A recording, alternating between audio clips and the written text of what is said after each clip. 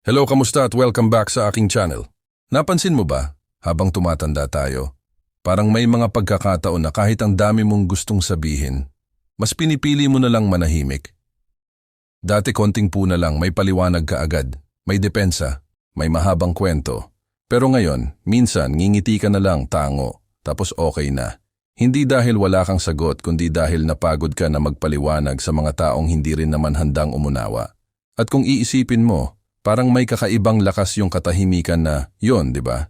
Ang topic natin ngayon, kapag hindi na kailangang magsalita, hindi ito tungkol sa pagiging mahina o talunan. Hindi rin ito tungkol sa pagiging suplado o walang pakialam. Ito ay tungkol sa maturity. Yung klase ng maturity na hindi mo makukuha sa libro, kundi sa paulit-ulit na karanasan sa buhay. Yung maturity na tinuro sa'yo ng mga maling tao, maling desisyon, at mga panahong pinilit mong ipaliwanag ang sarili mo kahit hindi ka naman talaga pinakikinggan. Para sa marami sa atin na nasa gitna na ng buhay, hindi na bago ang mapagod. Hindi na rin bago ang ma-misunderstood. May pamilya, may trabaho, may responsibilidad, at may sariling laban sa isip na hindi nakikita ng iba. Kaya mahalagang pag-usapan ito. Kasi sa edad na ito, hindi na oras ang inuubos natin, kundi enerhiya. At ang tanong, saan mo ba talaga gustong ilaan ang lakas mo? Marami sa atin ang lumaki na parang kailangan laging may sagot. Kapag may paratang, ipaliwanag. Kapag may chismis, linisin ang pangalan. Kapag may hindi pagkakaintindihan, pilitin ayusin kahit ikaw na lang ang nag-aayos. Pero habang tumatagal, mapapansin mo, hindi lahat ng laban kailangang salihan. Hindi lahat ng tanong kailangang sagutin. At hindi lahat ng ingay kailangan mong tapatan ng boses. Dito pumapasok ang unang realization. May mga pagkakataon na ang katahimikan ay hindi pagtakas, kundi pagpili. Parang trapik sa EDSA. Pwede kang magbusina ng magbusina, sumigaw sa loob ng kotse, mainis sa lahat ng motorista. Pero uusad ba? Hindi. Minsan, mas makakatulong pa na huminga ka na lang, buksan ang radyo, at tanggapin na hindi lahat ng bagay kontrolado mo. Ganon din sa buhay. Hindi lahat ng opinyon ng tao kailangan mong itama. Hindi lahat ng maling akala, responsibilidad mong linawin. May mga taong kahit anong paliwanag mo, mali ka pa rin sa paningin nila. Hindi dahil mali ka talaga, kundi dahil sarado na ang isip nila. At dito pumapasok ang tahimik na wisdom ng mga taong dumaan na sa maraming bagyo. Natutunan nilang pumili ng laban.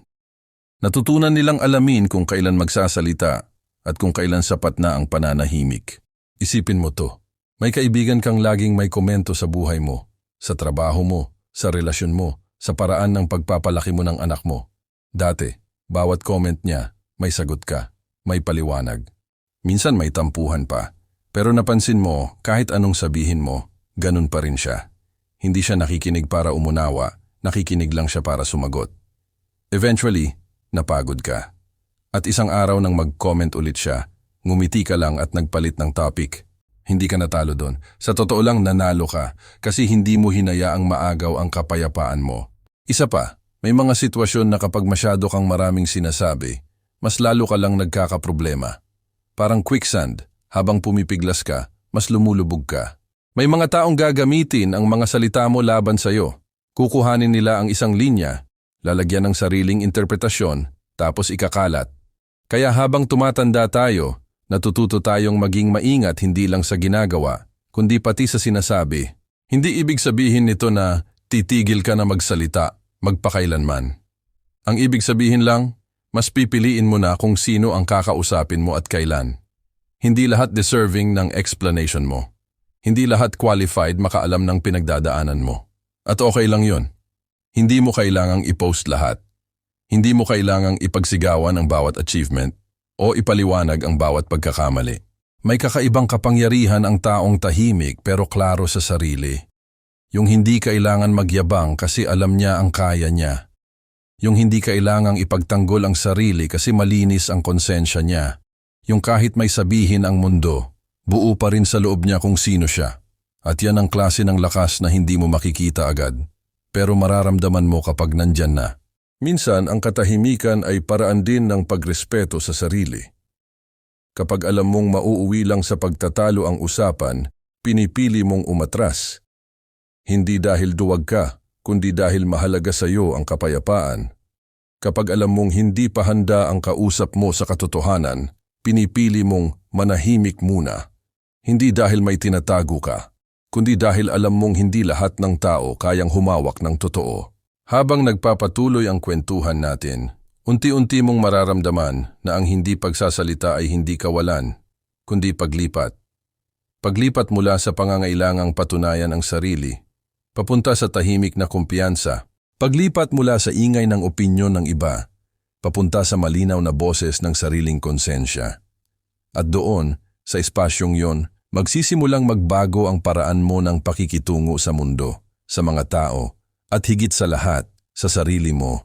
At habang mas nagiging malinaw sa iyo ang halaga ng katahimikan, mapapansin mo rin na may mga tao talagang hindi komportable kapag hindi ka nagsasalita. Parang sanay sila na ikaw ang laging nagpapaliwanag, ikaw ang laging umaayos, ikaw ang laging nagbibigay linaw. Kaya kapag bigla kang tumahimik, parang nawalan sila ng kontrol.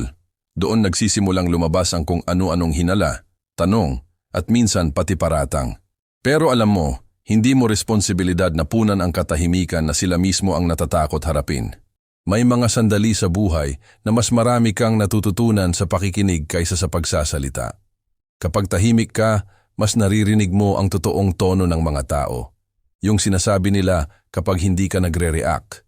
Yung kilos nila kapag hindi ka sumasagot. Doon mo makikita kung sino ang may malasakit at sino ang sanay lang sa ingay. Parang tubig sa baso. Kapag inalog mo, malabo. Kapag pinahinga mo, luminaw. Ganon din ang isip at puso natin. Minsan kailangan lang talagang tumigil sa pagsasalita para makita ang totoo. May isang kaibigan ako dati. Sobrang daldal, sobrang expressive. Lahat ng problema, sinasabi. Lahat ng plano, kinikwento. Akala niya, openness ang sagot sa lahat. Hanggang sa napansin niya, bawat kwento niya, parang may kapalit na stress. May opinyon, may panghihimasok, may judgment. Hanggang sa isang araw, napagod siya. Hindi na siya biglang naging misteryoso, pero naging piling-pili na lang ang sinasabihan niya. At doon niya naramdaman ang gaan. Hindi pala kailangang lahat ay updated sa buhay mo, para maging totoo ka. Habang tumatanda tayo, mas nagiging malinaw na may mga laban na hindi naman talaga natin kailangang ipanalo. May mga tao na gusto lang marinig ang sarili nilang boses, hindi ang katotohanan. At kapag nakasalubong mo ang ganong klasing tao, ang pananahimik ay hindi pagsuko, kundi paglayo sa gulo na hindi mo naman sinimulan. Parang ulan yan. Hindi mo kayang pigilan, pero pwede kang magpayong. At minsan, ang payong mo ay katahimikan. May mga pagkakataon din na ang pananahimik ay paraan para protektahan ang relasyon. Kapag galit ka, kapag pagod ka, kapag punong-puno ka na, hindi lahat ng saloobin kailangang ilabas agad. Hindi lahat ng nasa isip kailangang lumabas sa bibig. Kasi may mga salitang kapag nasabi na, hindi mo na mababawi. At minsan, mas nakakasakit ang salitang galing sa bugso ng damdamin kaysa sa matagal na katahimikan. Kaya may wisdom din sa paghinga muna, sa pagdistansya sandali, sa pagpayag na lumamig ang ulo bago magsalita. At hindi ito madali ha, hindi rin ito automatic. May mga araw pa rin na gusto mong ipagtanggol ang sarili mo. May mga gabing gusto mong magpaliwanag kahit walang nagtatanong. Normal yan, tao tayo. Pero habang mas nakikilala mo ang sarili mo, mas nagiging malinaw kung alin ang worth it at alin ang hindi. Unti-unti mong mararamdaman na hindi mo kailangang manalo sa bawat diskusyon para maging tama. Minsan, sapat na alam mo sa sarili mo ang totoo. May mga taong tatawagin kang cold, distant, o suplado dahil mas tahimik ka na ngayon. Pero kung tutuusin, mas totoo ka na ngayon kaysa dati. Kasi hindi ka na nagsasalita para lang ma-please ang iba. Hindi ka na sumasagot dahil lang sa pressure. Nagsasalita ka na lang kapag may saysay, kapag may malasakit, kapag may lalim. At yan ang klase ng komunikasyon na bihira. Pero totoo, isipin mo yung mga taong talagang may impact sa buhay mo. Yung mga taong kapag nagsalita, tumatagos. Hindi sila yung laging maingay. Hindi sila yung laging may opinyon. Kadalasan, sila yung tahimik. Pero kapag nagsalita na, alam mong pinag-isipan. Alam mong may bigat dahil hindi nila sinasayang ang salita nila. At habang tumatagal, doon mo rin gustong mapunta. Sa puntong hindi dami ng salita ang sukatan ng talino o lakas, kundi kalidad ng katahimikan. May mga sandali rin na ang pananahimik ay paraan ng pagpapatawad. Hindi lahat ng maling ginawa sa'yo kailangang harapin ng komprontasyon. Hindi lahat ng sakit kailangang ipaliwanag. Minsan, ang pag-move on ay tahimik. Walang announcement, walang eksena. Isang araw mapapansin mo na lang na hindi ka nagalit, hindi ka na masakit, hindi ka na apektado. At yon ang totoong closure, tahimik pero malaya. Habang nagpapatuloy ang kwento natin, mas lalalim pa ang pag-unawa mo sa katahimikan na ito. Hindi bilang kawalan ng boses kundi bilang pagkakaroon ng direksyon. Hindi bilang pagtakas kundi bilang pag-alaga sa sarili. At sa puntong yon, magsisimula kang makaramdam ng kakaibang lakas. Isang lakas na hindi kailangan ng palakpak, hindi kailangan ng validasyon, at hindi kailangang ipaliwanag kaninuman. Isang lakas na sapat na ang sarili mong tahimik na paniniwala na okay ka, buo ka, at alam mo kung kailan sapat na ang hindi na magsalita. At kapag nandoon ka na sa puntong yon, mapapansin mo na parang nag-iba rin ang takbo ng oras. Yung dati parang lagi kang nagmamadali magsalita, magpaliwanag, mag-react. Ngayon mas may pagitan na, mas may espasyo. Parang bago ka sumagot, tinatanong mo muna ang sarili mo, kailangan ba talaga? At kadalasan, ang sagot ay hindi na. Hindi dahil wala kang sasabihin, kundi dahil mas mahalaga na ngayon ang kapayapaan kaysa sa pagiging tama. May mga pagkakataon na may magsasabi sa iyo ng hindi mo gusto. Dati, sasabog ka, sasagot ka agad, ipagtatanggol mo ang sarili mo hanggang huling hininga. Pero ngayon, minsan mapapangiti ka na lang. Hindi sarcastic ng ngiti, kundi ngiting galing sa pagkaintindi. Kasi alam mo na, ang opinyon nila ay salamin ng pinanggagalingan nila, hindi ng halaga mo. At doon mo mararamdaman na hindi lahat ng puna ay kailangang gawing personal. Hindi lahat ng salita ay may kapangyarihan sa iyo, maliban na lang kung ibibigay mo. May isang tahimik na katotohanan na dumarating sa edad na to. Hindi mo na kayang ipaliwanag ang sarili mo sa lahat at hindi mo rin kailangan. May mga taong maniniwala sa iyo kahit wala kang sabihin. May mga taong hindi maniniwala kahit anong paliwanag mo. Kaya saan ka lulugar? Sa gitna, kung saan pinipili mo na lang ang sarili mo. Pinipili mong maging tapat sa konsensya mo kaysa sa ingay ng mundo. Minsan, ang pananahimik ay nagiging filter. Hindi mo sinasadya pero habang mas tahimik ka, mas lumilinaw kung sino ang totoo. Yung mga nananatili kahit hindi ka na entertaining. Yung mga nakakaintindi kahit hindi ka nagkukwento. Yung mga rerespetuhin ang hangganan mo kahit hindi mo ipaliwanag. At yung mga nawawala, hayaan mo na. Hindi lahat ng umaalis ay pagkawala. Minsan, paglilinis lang yan. At alam mo, may kakaibang saya sa pagiging tahimik pero buo. Yung hindi ka na kinakabahan kung ano ang iisipin ng iba. Yung hindi mo na kailangang patunayan na may pinagdadaanan ka. Yung alam mo sa sarili mo na lumalaban ka kahit walang nakakaalam.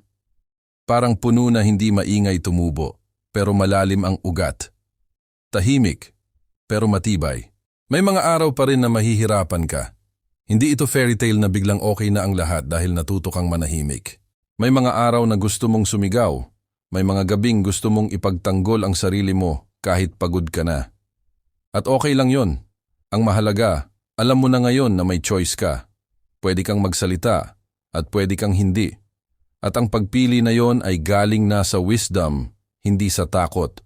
Unti-unti mong mapapansin na mas nagiging malinaw ang priorities mo. Hindi na lahat ng tao may access sa'yo. Hindi na lahat ng usapan pinapasukan mo. At hindi na lahat ng drama pinapasan mo. Mas pinipili mo na ang mga tahimik na sandali. Yung simpleng kape sa umaga. Yung maikling lakad mag-isa. Yung tahimik na panalangin bago matulog. Doon mo nararamdaman na kahit walang nagsasalita, may nangyayaring paghilom. At sa huli, marirealize mo na ang hindi na pagsasalita ay hindi pagkawala ng boses, kundi paghanap ng tamang tono. Yung boses na hindi sumisigaw pero ramdam. Yung hindi nagmamadali pero totoo. Yung hindi para sa lahat, pero sapat para sa'yo. At kapag dumating ka na sa ganitong estado, hindi mo na kailangan ipaalam sa mundo na nagbago ka. Makikita na lang nila. Mararamdaman na lang nila sa paraan ng kilos mo, sa katahimikan mo, sa kapayapaang dala mo. Kung may isang bagay kang dadalhin mula sa kwentuhang to, sana ito yon. Hindi lahat ng laban ay kailangang may salita.